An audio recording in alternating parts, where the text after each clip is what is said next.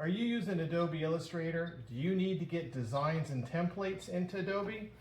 Well, with the Logic Trace system, all I have to do is trace the outline with the pen stylus and then save a file for loading into Adobe.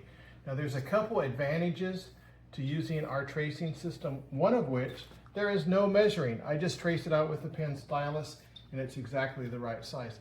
The other advantage of our system is I am getting a vector file. I am deciding where the lines and arcs go so that it'll be all ready to load that design into Adobe. So there it is. Now let's do the inside circle. I'm going to do 3-point circles. Just come in here and do any 3 points. Diameter's okay. There is my outline. Let's go ahead and save it. I'm going to save it as a DXF file. I'm going to call it no name. Save the file. I'm now going to load that file into Adobe Illustrator. Get down here on my hands and knees. Adobe, minimize that. I'm going to open a file.